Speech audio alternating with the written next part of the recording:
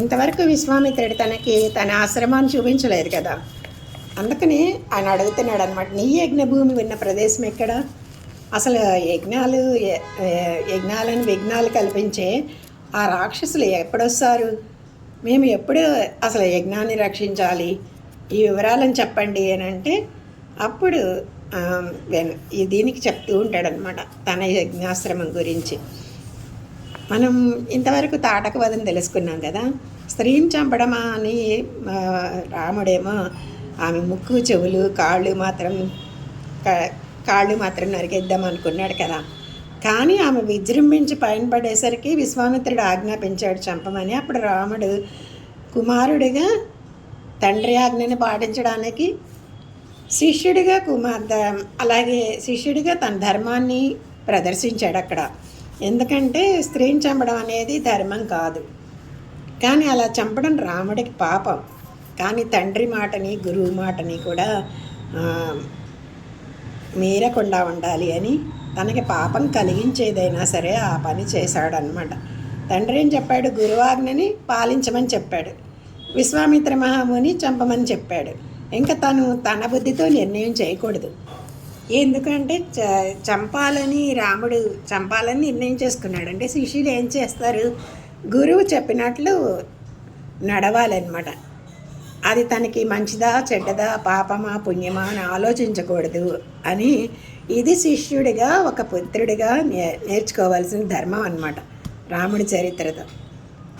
ఇంకా దేశ రక్షణానికి నియమించబడిన రాజులైతే వ్యక్తిగతంగా తప్పు పని అయినా సరే పాపం కలిగించేదైనా సరే దేశ రక్షణకి ఆచరించడం దోషం కాదు అని తనకు తెలుసు అన్నమాట. తర్వాత ఏం చేస్తారు? ఒకవేళ వ్యక్తిగతంగా తనకు పాపం వచ్చినా కూడా ప్రాయశ్చిత్తాలు చేసుకుని తొలగించుకుంటారు, కానీ దేశ రక్షణని ముందు ఆలోచిస్తారనమాట. ఇలా ప్రజారక్షణ ధర్మాన్ని కూడా రాముడు తన ఆచరణతో చూపించాడనమాట. ఇది సామాన్య ధర్మాలంటే. రాముడు చూపించిన సామాన్య ధర్మాలు ఇంత గొప్పగా చూపించారన్నమాట. అందుకే రాముడు ఇప్పుడు నరుడిగా తన గురువుని అనుకరిస్తున్నాడు, తండ్రి ఆజ్ఞని పరిపాలించాడనమాట. ఇలా రాముడు మనకి ధర్మాల మీద ట్రైనింగ్ ఇస్తున్నట్టు అనమాట. ఈ సామాన్య ధర్మాలంటే ఇలా ఉంటాయని మన అందరికీ కూడా తన ప్రవర్తనతో చెప్తున్నాడు. రాముడు ఇంకా వనాన్ని ప్రశ్నించాడు. దాన్ని ప్రశ్నించగానే విశ్వామిత్రుడు చెప్పడం మొదలుపెట్టాడు. రామ, పూర్వం విష్ణువు ఇక్కడ అనేక సంవత్సరాలు తపస్సు చేయడానికి ఇక్కడ ఉన్నాడు. ఆ విష్ణువే వామన రూపంలో ఇక్కడ అవతరించాడు. తపస్సు చేసి ఫలితాన్ని పొందాడు కనుక ఈ ఆశ్రమానికి సిద్ధాశ్రమం అని పేరు పెట్టారు. ఇది వామనుడి ఆశ్రమం. ఆ సమయంలోనే విరోచనుడి కుమారుడు ఉన్నాడు కదా, బలిచక్రవర్తి. ఆ విరోచనుడు ఎవరు? ప్రహ్లాదుడి కొడుకు కదండి. ఆయన కొడుకు బలి కదా. ఆ బలి దేవతలని ఇంద్రుణ్ణి జయించి ఆ రాజ్యాన్ని లాక్కున్నాడు కదా. ఇక్కడ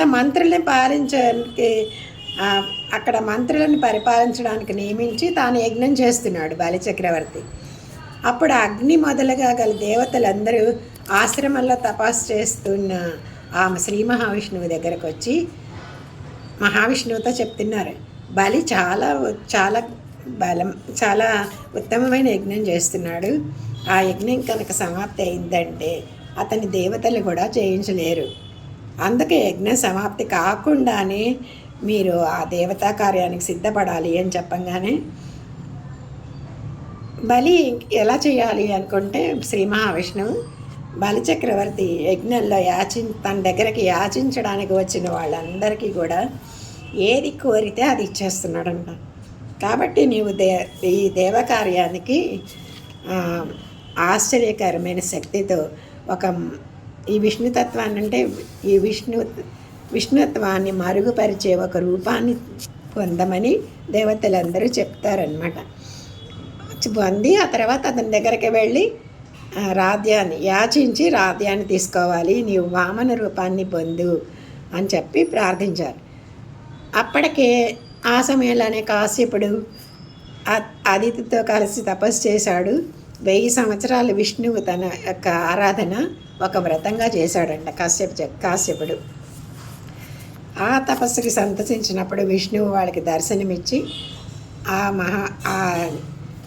ఎవరు అంటే ఈయనే. తపస్సు అంటే విష్ణువే. తపస్సు యొక్క ఫలితాన్ని ఇచ్చేవాడు ఒక్క విష్ణువే ఇస్తాడండి. ఫలితం కావాలంటే కోరికలు తీర్చడం మిగతా దేవతలు తీర్చినా కూడా మోక్షాన్ని అంటే విష్ణువునికి ఆ తపస్సుకి ఫలితాన్ని ఇచ్చేవాడు మాత్రం విష్ణువే అన్నమాట. అలాంటి విష్ణువుని దర్శించి ఆదిత్య కశ్యపులు ఏం చేశారు? స్తోత్రం చేశారు. అప్పుడు వాళ్ళు ఏమని స్తోత్రం చేశారో చూడండి. నీ శరీరంలో మేము సర్వ జగత్తుని చూస్తున్నాం. నువ్వు అసలు ఆది లేనివాడవి, అంటే పుట్టుక లేనివాడవి.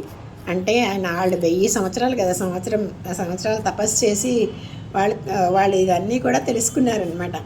ఇలాంటి వాడివి అని చెప్పడానికి కూడా లేదు. అలాంటి నీకు మేము మాకు రక్షకుడు కానీ మిమ్మల్ని ఆశ్రమిస్తున్నాము అని ఒక స్తోత్రం చేస్తారు. అప్పుడు శ్రీహరి ఏం చేశాడు? నీవు నా నుండి వరం పొందడానికి తగ్గ తపస్సు అయితే చేశావు, వరాన్ని కోరుకో అన్నాడు. ఆ మాట విని ముందుగా దేవతలు యాచించినట్లుగా నాకును అదితికిని నీవు కుమారుడిగా జన్మించాలి అన్నాడు. అంటే అప్పటికే ఇంద్రుడు వాళ్ళ కొడుకు అన్నమాట. అందుకని ఇంద్రుడికి తమ్ముడిగా జన్మించాలి అన్నారు. అందుకని ఆయన పేరు ఉపేంద్రుడు అయ్యిందన్నమాట. దేవతలకి సహాయం చేయగలిగేవాడివి నువ్వే కనుక మా తపస్సు సిద్ధించడానికి ఈ ఆశ్రమం నీ అనుగ్రహం వలన సిద్ధాశ్రమంగా చెప్పుకుంటారు అందరూ అని చెప్పాడు. అని ప్రార్థించగానే వామన రూపంలో ఆదిత్యకి శ్రీ మహావిష్ణువు జన్మించాడనమాట. వామనుడిగానే బలియజ్ఞానికి వెళ్ళాడు. 3 అడుగుల నేలని యాచించాడు. ఈ కథంతా మనకు తెలుసు కదా. అతడు దానమి ఇవ్వంగానే స్వీకరించి సర్వలోకాల్లో తన శరీరంగా ఉన్న భగవంతుడు ఏం చేశాడు? ఆ లోకాలన్నిటినీ కూడా తన పాదాలతో ఆక్రమించి అణిచివేసి బలిని మహేంద్రుడికి రాజ్యాన్ని ఇప్పించాడు. కానీ అలా ఊరుకున్నాడా? తర్వాత 3 లోకాల ఆధిపత్యం అయితే ఇంద్రుడికి వచ్చింది. అలాగే ఈ ఆశ్రమ పూర్వం ఏంటి? శ్రీ మహావిష్ణువు నివసించిన ఆశ్రమం అన్నమాట. ఇది నేను కూడా విష్ణువంది భక్తితోనే ఆ వామనుడి ఆశ్రమాన్ని నా ఆశ్రమంగా స్వీకరించి ఇక్కడ ఉంటున్నాను అని చెప్పాడనమాట. ఇదే నా యజ్ఞం స్థానం కూడా ఇదే. ఇప్పటికీ రాక్షసులు వస్తున్నారు. మనము ఇప్పుడే సిద్ధాశ్రమానికి వెళ్ళిపోతున్నాము. ఆ ఆశ్రమం నాది అని అనుకున్నాను, కానీ కాదు, ఇదంతా నీదే. రాముడు విష్ణువే అని తెలుసు కదా విశ్వామిత్రుడికి. అందుకనే వామనావతారానికి ముందుగా విష్ణువుగా తర్వాత వామనుడిగా తపస్సు చేసిన ఆశ్రమం అని గుర్తించాడు కనుక విశ్వామిత్రుడు ఇది నాదే కాదు నీది కూడా అని చెప్పాడనమాట. వాళ్ళు సిద్ధాశ్రమంలో ప్రవేశించారు. ఇక విశ్వామిత్ర మహాముని అందరూ కూడా రామలక్ష్మణ్ కొంచెంసేపు విశ్రాంతి తీసుకోమన్నారు. ఈరోజే నేను దీక్ష అంటే రాముడు అంటాడు, కాదు నువ్వు ఈరోజే దీక్షను స్వీకరించు. ఈ ఆశ్రమం సిద్ధాశ్రమం అనే పేరు సార్థకమవుతుంది. నువ్వు చెప్పినట్లు రాక్షసులందరూ ఇక్కడ ఉన్న రాక్షసులందరూ కూడా వధించబడతారు అని చెప్పి ధైర్యం ఇచ్చాడనమాట. ఆనాడే ఇంకా ఆ రోజు నుంచే విశ్వామిత్రుడు దీక్షను స్వీకరించాడు. ఆ తర్వాత పొద్దున్నే ఇంకా స్నానం, సంధ్యావందనం, అగ్నిహోమం చేసి హోమానికి కూర్చుని విశ్వామిత్రుడు హోమం చేయడం ప్రారంభించాడు. చెప్తూ ప్రారంభించే ముందు రాక్షసులందరూ ఇక్కడికి వస్తారని చెప్పాను కదా, వారు ఎప్పుడు వస్తారు? మేము ఆ సమయాన్ని కనిపెట్టి ఉండి యజ్ఞాన్ని రక్షించాలి కదా. ఈ విధంగా రాక్షసులతో యుద్ధం చేయాలని తొందరపడుతున్నారు ఈ రామలక్ష్మణులు అనమాట. విశ్వామిత్రుడు అన్నారు, ఈ రోజు నుండి 6 రాత్రులు మీరు రక్షించాలి. 6 రాత్రులు అంటే పగలు కూడా చేస్తాడు యజ్ఞం, కానీ రాక్షసులు రాత్రి పడి వస్తారు కదా, అందుకే 6 రాత్రులు రక్షించాలి అని చెప్పి దీక్షలో కూర్చున్నాడు. మిగిలిన మునులందరూ కూడా 6 రాత్రులు అంటే రాత్రులు కాదయ్యా, అంటే పగలు నిద్రపోతారేమో అని అనుమానం వస్తుంది కదా. 6 రాత్రింబావాళ్ళు మీరు ఇక్కడ కాపలా కాయాలి అని చెప్పారు. అలాగే అన్నారు వీళ్ళు. 6 రాత్రులు 6 పగళ్ళు నిద్ర లేకుండా ఈ తపోవనాన్ని కాపాడుతున్నారు. ఇద్దరు ధనస్సులు చేపట్టి రక్షణలో చాలా జాగ్రత్తగా ఉన్నారనమాట. 6వ పగలు కూడా గడిచిపోయింది. రాముడు లక్ష్మణుడితో అన్నాడు, ఇప్పుడు కరెక్ట్ టైం అంటే చివరి రాత్రి కదా, లక్ష్మణ నువ్వు ఇప్పుడు జాగ్రత్తగా ఉండు అని చెప్తూ ఉంటేనే అందరూ యజ్ఞాలు చేస్తున్నారు. యజ్ఞానికి కావాల్సిన అన్ని పుష్పాలు అన్నీ అక్కడ పెట్టుకుని ఉన్నారు. యథావిధిగా యథాశాస్త్రంగా యజ్ఞం జరుగుతుంది. ఇందులో ఆకాశం నుంచి భయంకరమైన ఒక పెద్ద శబ్దం వినిపించింది వాళ్ళకి. వర్షాకాలంలో మబ్బులు కమ్మినట్లుగా ఆకాశం మేఘావృతం అయిపోయింది. 2 రాక్షసులు ఆకాశం అంతా వాళ్ళ మాయతో ఆక్రమించి ఆకాశం పైనుంచి రక్తవర్షం భయంకరంగా కురిపిస్తున్నారంట. వాళ్ళే మారీచ సుబాహులే కాకుండా వాళ్ళ అనుచరులను కూడా తీసుకొచ్చారనమాట.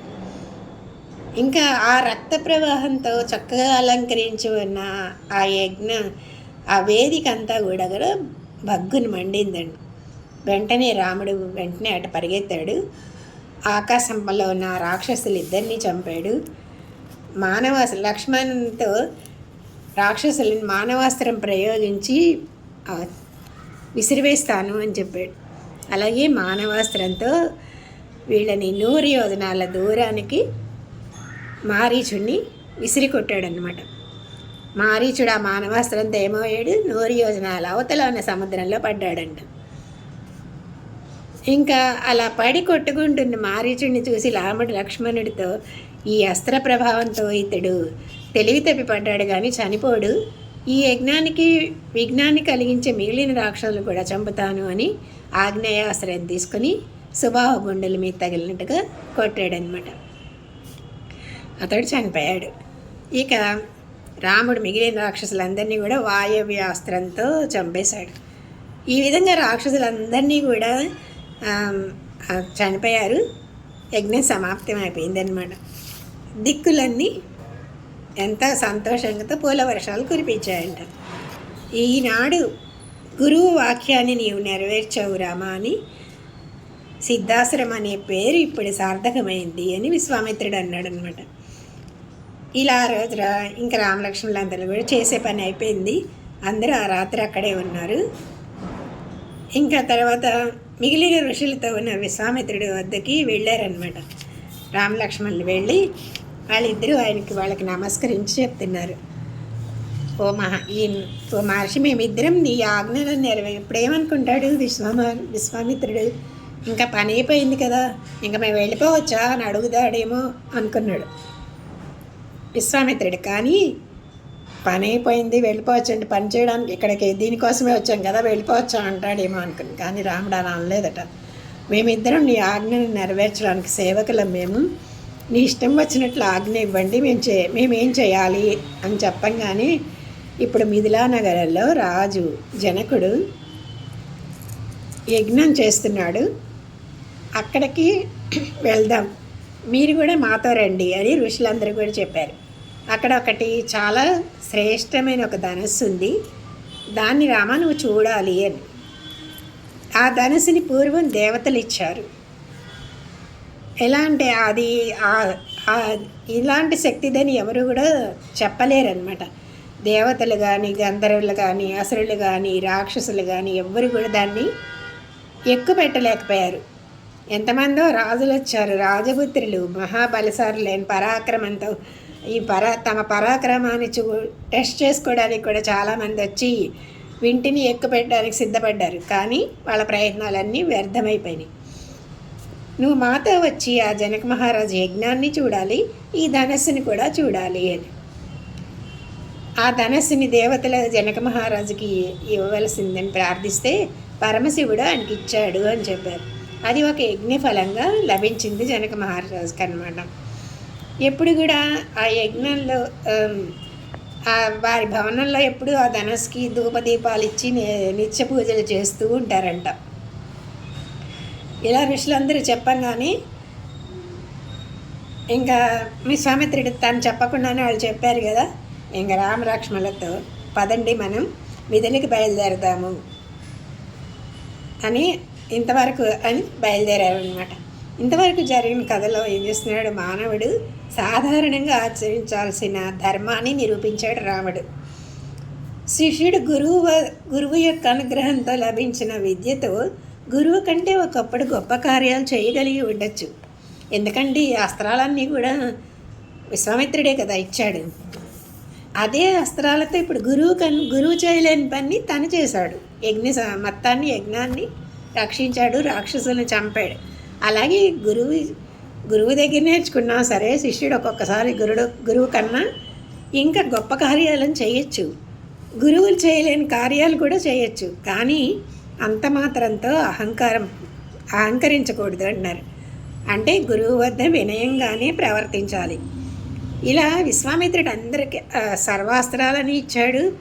ఆ అస్త్రాలతోనే రాముడు మారీచుని సుబాహుని చంపారు. కానీ అంత మాత్రం చేత రాముడు అహంకారం రాలేదు. చేరి మేము సేవకులం అన్నాడు. మీరేది ఆజ్ఞాపిస్తే అదే చేస్తాం, మీ ఇష్టం వచ్చినట్టు ఆజ్ఞాపించండి అని అన్నారు కదా. ఇది శిష్యుడు నేర్చుకోవాల్సిన ప్రధాన ధర్మం అన్నారనమాట. ఇది రాముడు ప్రదర్శించాడనమాట ఇక్కడ. ఈ వృత్తాంతంలో ఇంకొక ధర్మం కూడా ఏంటంటే, సిద్ధి కొరకు తాను యజ్ఞం చేస్తున్నట్టు చెప్పాడు కదా విశ్వామిత్రుడు. సిద్ధి కొరకు చేసే యజ్ఞాన్ని సిద్ధాశ్రమంలో చేస్తున్నాడు. అంటే సిద్ధిని కలిగించే ఆశ్రమం అంటే సిద్ధాశ్రమం అన్నమాట.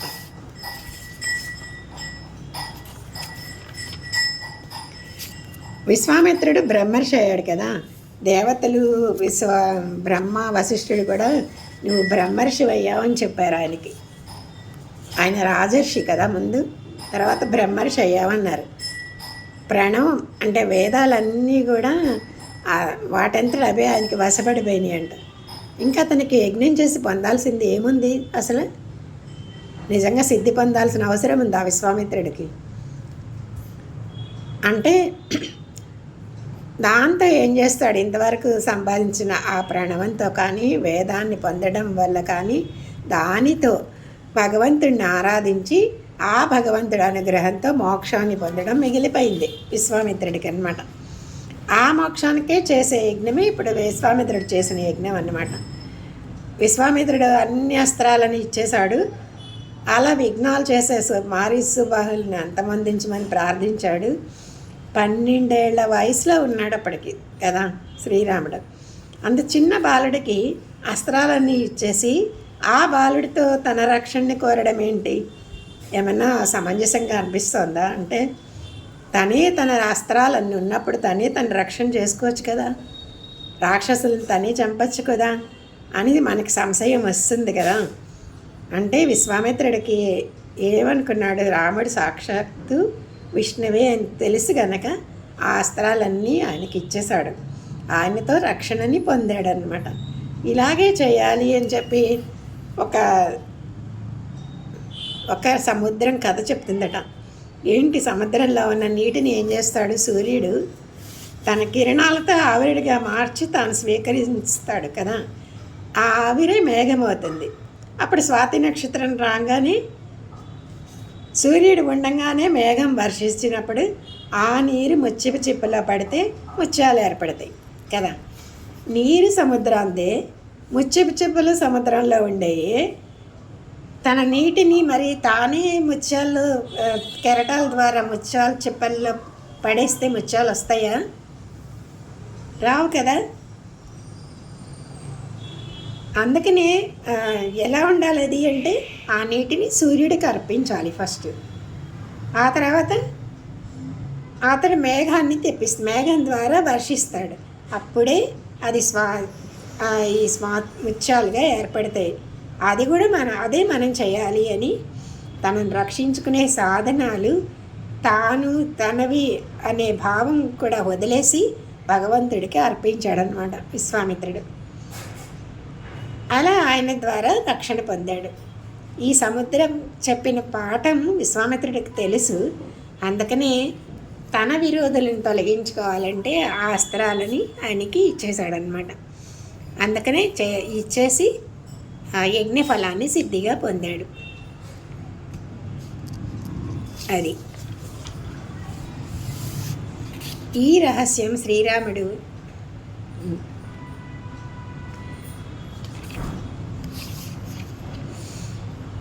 అలాగే ఈ తాటక ఇవన్నీ గురించి కూడా చెప్తాడనమాట. తాటక అంటే ఎవరు, అలాగే మారీచి సుబాహులు అంటే ఎవరు అంటే తాటక బిడ్డలే కదా వీళ్ళిద్దరూ కూడా.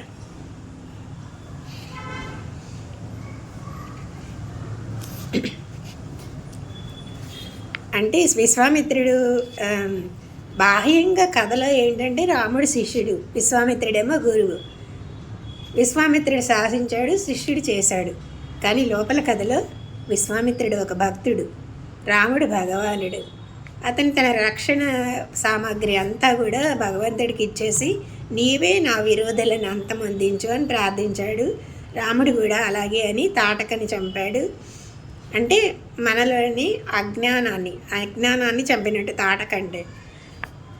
సో తర్వాత ఏం చేశాడు, విశ్వామిత్రుడు రామునితో కామాశ్రమం వెళ్ళాడు. అక్కడ శివుడితో దహింపబడి, ఇక్కడ కాముడు ఎవరు, మనం కామాశ్రమం చూసాం కదా, అక్కడ శివుడితో దహింపబడ్డాడంట. ఈ వృత్తాంతంతో ఇలాగే తాటకని కూడా అజ్ఞానంతో మనలో ఉండే అజ్ఞానం అనే తాటకని అదే మామూలుగా జీవుడితో పోలుస్తున్నారనమాట. సో తాటక బిడ్డలు మారీచి సుబాహులు కదా, ఇవి ఏం చేస్తాయి, అజ్ఞానంతోనే ఏర్పడిన కర్మలు అనమాట. ఇవి 2 విధాలుగా ఉంటాయంట. అవి ఏంటి, మన కర్మలన్నీ కూడా సంచితం ఆగామి అనే 2 విధాల కర్మలే ఈ మారీచి సుబాహులు అనమాట. వాణిని అంతమొందించుకుంటే కానీ మనకి సిద్ధి దొరకదు. వీటిని ఎవరు చేయాలి, భగవంతుడే అంతమొందించాలి. అందుకే మనకి అనాదిగా, అంటే ప్రతి జీవుడికి కూడా అనాదిగా వచ్చేదంతా కూడా సంచితాలు అంటారు, కర్మ సంచితము అంటారనమాట. అనేక జన్మల్లో చేసిన కర్మలన్నీ కూడా దానిలో చేరి ఉంటాయి. అందులో కొన్ని కర్మలని పరిపక్వమైనప్పుడు అనుభవించడానికి వీలుగా ఒక జన్మ మందు భగవంతుడు మనకి నిర్దేశిస్తాడు. దాన్ని ఏమంటారు, ప్రారబ్ధం అంటారు. దాన్ని అనుభవించే ఈ శరీరంతో అనుభవిస్తే కానీ పూర్తి కావు. అది ఆ ప్రారబ్ధ కర్మలు పూర్తయ్యే వరకు కూడా శరీరం ఈ ఆత్మని వదిలిపెట్టదనమాట. అది ఈ సంచితం ఆగామి మాత్రం, సంచితం అంటే ఏంటి, పూర్వజన్మల్లో తెచ్చుకునే అన్నీ ఉంటాయి కదా. ఆగామి అంటే రాబోయే పాపాలు ఇవన్నీ ఉంటాయి కదా. ఇవి మాత్రం భగవంతుడిని దర్శిస్తే, ఆయనని శరణాగతి చేస్తే చాలు, ఆయన అనుగ్రహంతో కర్మలన్నీ దూరం అవుతాయి అన్నమాట. ఎలా దూరం అవుతాయండి, ఆగామి కర్మేమో అసలు అంటకుండా పోతుంది, సంచిత కర్మేమో నిప్పు పడిన దూదిలాగా భస్మం అయిపోతుందంట. అదే చేశాడు ఇప్పుడు. మారీచుడు దూరంగా పోయేటట్టు, సుబాహు భస్మమైనట్టు రాముడు చేశాడనమాట. అది మారీచుడు అంటే ఆగామి కర్మ, సుబాహు అంటే ఆగామి కర్మ అంటే అనుకున్నాం కదా, రాబో జన్మలో అనుభవించే కర్మ అని. అది లేకుండా చేశాడు దూరంగా. దీనిని భగవంతుడు దాన్ని అనుభవించే అవసరం లేకుండా దూరంగా చిమ్మేశాడు. సుబాహు సంచిత కర్మ ఎప్పటి నుంచో ఉన్నది మన దగ్గర స్టాక్ అనమాట, అది అక్కడికక్కడే చంపేశాడు అనమాట. ఇది ఈ కథలో శ్రీరాముడు మనకి చెప్పాడు. అందుకే శ్రీరామాయణం అంటే వేదోపబ్రహ్మణము అంటారు. యజ్ఞంతో సిద్ధి లభించినా కూడా విశ్వామిత్రుడు రాముడిని వదిలి వెళ్ళడు. ఎందుకు వెళ్ళడు అంటే అయిపోయింది కదా, ఆయనకి సిద్ధి లభించింది కదా.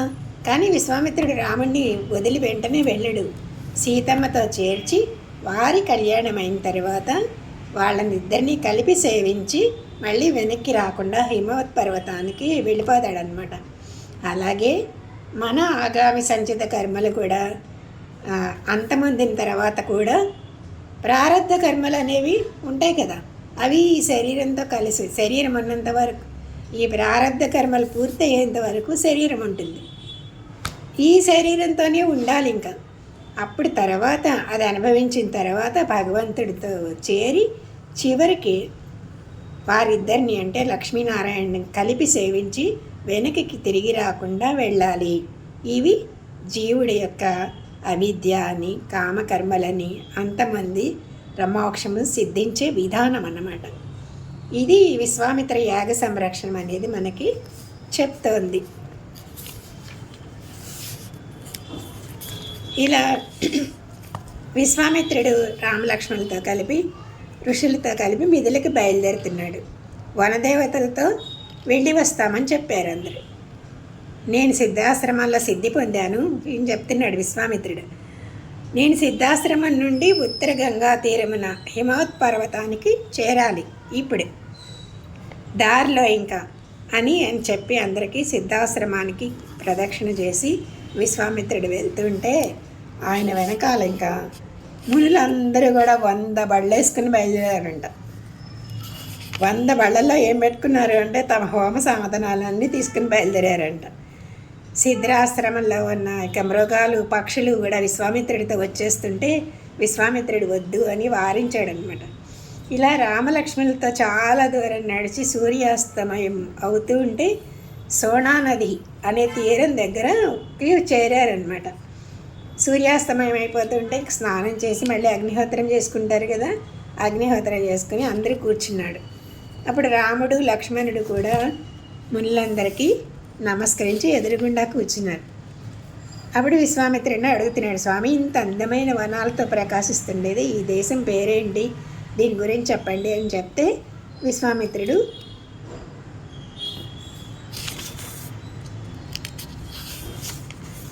చాలా ఉంది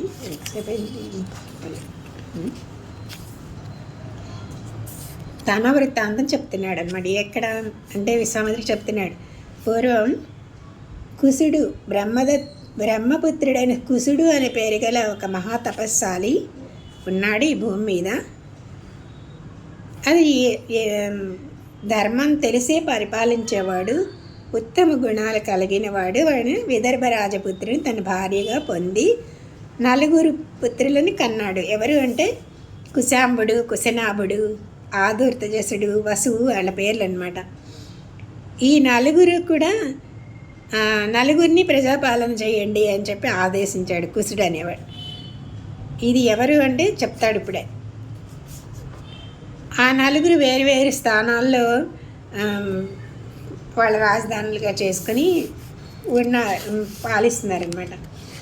ఈ 5 కొండల మధ్యలో ఇప్పుడు ఎలా ఉందంటే, ఇప్పుడు మనం ఉన్న పట్టణం వసువు అనే వాంది. ఆ 4లో ఉండే ఒక్కడిది ఇప్పుడు మనం ఉన్న ప్రదేశం. అంటే అక్కడ నది ఒడ్డున కూర్చున్నారు కదా వీళ్ళు, వసువు. దాని చుట్టూ 5 కొండలు ఉన్నాయంట, దాన్ని గిరివ్రజం అంటారు. ఈ 5 కొండల మధ్యలో మాగధి అనే పేరు గల ఈ సోనా నది తూర్పు నుండి ఉత్తరానికి పడమటి వైపు ప్రవహిస్తూ ఒక మధ్యలో ఒక మాలలాగా ఉందంట. ఆ నదీ తీరంలో వీళ్ళందరూ కూర్చున్నాడు. ఆ 4లోనే కుశనాభుడు, అంటే ఇది ఎవరి చరిత్ర అంటే తన చరిత్ర, తన వంశ చరిత్ర చెప్తున్నాడు. కుశుడు, కుశనాభుడేమో ఆయన కొడుకు ఘృతాచి అనే అప్సరసను పెండ్లాడాడు. ఈ వాళ్ళకి పెళ్ళాడిన తర్వాత ఆమెతో ఆయనకి 9 కన్యలు కన్నాడు. 9 ఆడపిల్లలు పుట్టారనమాట. వాళ్ళు ఒకసారి ఇలా అందరూ కలిసి ఉద్యానవనంలో ఆడుకుంటూ ఉండే వాయుదేవుడు నేను మిమ్మల్ని ప్రేమిస్తున్నాను, మీరందరూ నాకు భార్యలుగా ఉండండి అని అడుగుతాడనమాట వాయుదేవుడు. అయితే ఇంకా చెప్తాడు, మీకు మనిషి రూపంలోనే ఉంటే దీర్ఘాయుర్దాయం యవ్వనం ఏమీ స్థిరంగా ఉండవు, నన్ను కనుక పెళ్లి చేసుకుంటే మీరు దేవకాంతలు అవుతారు, మీకు మీ యవ్వనం ఎప్పుడు తరగకుండా ఉంటుంది అని చెప్తాడు వాయుదేవుడు అనమాట. అంటే నీ ప్రభావం మాకు తెలుసు అయ్యా, వాయుదేవుడు అంటే అందరిలో ఉండేది వాయువే కదా, కానీ మమ్మల్ని ఎందుకు ఇలా అవమానపరుస్తున్నావు అంటే నేను మా తండ్రి సత్యవాది, అంటే మా తండ్రి అనుమతి లేకుండా మేము మిమ్మల్ని పెళ్లి చేసుకోలేము అని చెప్పేస్తారనమాట. మీరు మా తండ్రిని అడగండి, అప్పుడు ధర్మబద్ధంగా స్వయంవరానికి రండి, అప్పుడు మేము భర్తలుగా పొందుతాం మిమ్మల్ని అని చెప్తారు. చెప్తే వాయుదేవుడికి కోపం వస్తుంది అనమాట. కోపం వచ్చి తనని తిరస్కరిస్తారా అనే అహంకారంతో వాళ్ళ లోపల గాలిని సరిగ్గా ప్రసరించకుండా చేసి అందరినీ పొట్టిగా వంకర టింకరగా అంగవైకల్యంతో ఉండేటట్టుగా అయిపోతారనమాట. వాళ్ళందరూ తండ్రి దగ్గరికి వచ్చారు. వచ్చి ఇంకా ఇదంతా చెప్పుకుంటారనమాట.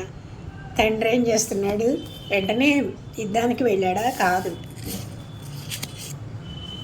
అప్పుడు చెప్తాడనమాట, మీరందరూ కూడా చాలా మంచి పని చేశారు, మన వంశ గౌరవాన్ని కాపాడారు. క్షమ అంటే పురుషులకైనా స్త్రీలకైనా సరే క్షమ ఉండడం అనేది ఒక అలంకారం. అందుకని ఓర్చుకోండి అని చెప్తాడు. ఓర్చుకొని ఈ క్షమాగుణం వల్ల ఈ జగత్తంతా నిలుస్తుంది అని చెప్పి ఇలాంటి వాళ్ళని అభినందించాడు. సరే, కానీ తన మంత్రులతో ఈ పిల్లలని ఎవరికి ఇవ్వాలి అని ఆలోచిస్తున్నాడు. ఎవరికి పెళ్లి చేయాలి అంటే అని ఆ సమయంలో చూడి అనే ఒక మహాముని తపస్సు చేస్తున్నాడు. సోమద అనే పేరు గల ఊర్మిళ అనే గంధర్వకాంత ఆయనకి సేవ చేస్తుందన్నమాట. ఆ ముని ఏం చేశాడు, నీవు చేసిన సేవకి నేను సంతోషించాను, నీకేం కావాలో కోరుకో అంటే ఆ గంధర్వకాంత అంటుందన్నమాట, మీ బ్రహ్మ తేజస్తో ఉండే ఒక కుమారుణ్ణి ఇవ్వండి అని ప్రార్థిస్తుంది. కానీ నేను ఎవరికి భార్యని కాను, నువ్వు బ్రహ్మతో సమానుడు కనుక మహాతపస్సాలి కనుక భర్త లేకుండానే నాకు ఒక మంచి కుమారుడు కలిగేటట్టుగా అనుగ్రహించమంటుంది. అలాగే అంటాడు. ఆమె ఆమెకు కొడుకు పుడతాడు. అతనికి బ్రహ్మపుత్రుడు అన్నమాట. ఈ కుశనాభుడు ఏం చేస్తాడు, ఇక్కడ ఈ కుశనాభుడు అంటే 100 మంది కన్యలు ఉన్నారు కదా, అందం లేకుండా అయిపోయారు వాళ్ళు. అంగవైకల్యంతో ఉన్న పిల్లల్ని ఏం చేస్తాడు అంటే ఈ బ్రహ్మదత్తుడికి ఇచ్చి పెళ్లి చేస్తారనమాట. పెళ్లి చేయంగానే ఆయన బ్రహ్మదత్తుడు ఎలా పుట్టాడు, మరి మహాతపస్వి అయిన చూడి అనుగ్రహంతో పుట్టాడు కదా. వాళ్ళకి పెళ్లి చేయంగానే ఈయనకి వీళ్ళందరికీ పాణిగ్రహణం చేయంగానే వీళ్ళు మామూలుగా మరుగుజ్జుతనం అంతా పోయి మామూలుగా అయిపోతారనమాట ఈ 100 మంది కూడా. ఇంకా తర్వాత ఈయనకి ఇంతమంది పిల్లలు ఆడపిల్లలే కదా 100 మందిన. అందుకని కుమారుల కోసం పుత్రకామేష్ చేస్తే గాది పుట్టాడనమాట. గాది ఎవరు, విశ్వామిత్రుడికి తండ్రి కదా. ఆ కుశనాముడి గాది అనే కుమారుడు జన్మించాడు. ఆ గాదే నా తండ్రి అని చెప్పి తన చరిత్రని రాముడితో చెప్పుకున్నాడనమాట. అంతవరకు చేద్దాం. తర్వాత మళ్ళీ తర్వాత కథ రేపు చెప్పుకుందాం. జై శ్రీమన్నారాయణ.